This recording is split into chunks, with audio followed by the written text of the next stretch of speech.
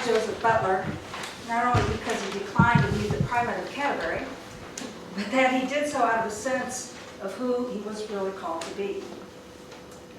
For being a minister in God's church is a communal affair in every sense of the word. It is not our intent, our desire, our need that calls us. But in discernment, we discover who we are as God's creation. And it is that person God is calling. Discernment may challenge us. It challenged me. 14 years ago, I was in a leadership program for women faculty at the University of Kentucky Medical Center. And it really confused me. One Sunday before services, I was sitting in the nave of my parish contemplating what the heck I was doing in this leadership program. I'd already been a program director and an interim department chair, and I didn't want to do that stuff again. When I prayed that morning, the answer came to me that God was calling me to leadership in the church, and those were the words, leadership in the church. So the other thing I could think of is that I didn't want to be on another vestry. It took me a while to know what that leadership in the church was, that I was being called to ordination. For I am a person of unclean lips. The hot coal of God's hearth came to me. And I still didn't want to say, "Here I am, send me." But sent I have been, as each of us in this room have been, and we continue to be. Sent for whom and for what?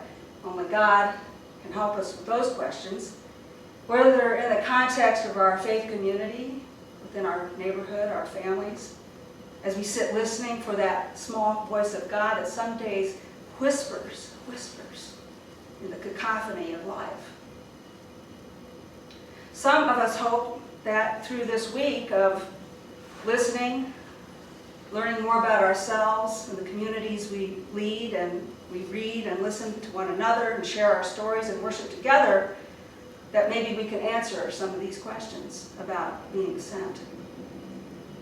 It's not going to be written on a paper. And we hope we can hear the ears of our heart.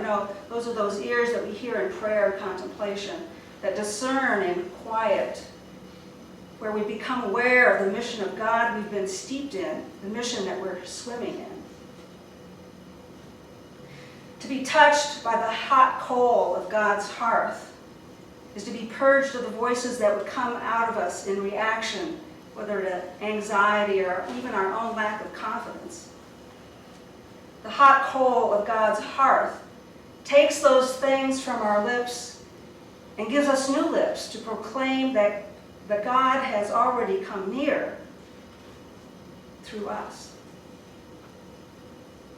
We are sent, each of us, not as somebody else, but as uniquely who we are.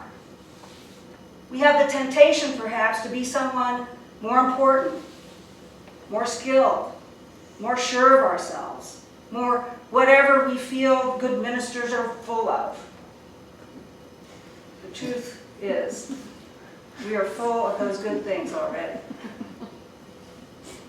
As Richard Rohr writes, we are who we are, and that is enough. Go with your enoughness.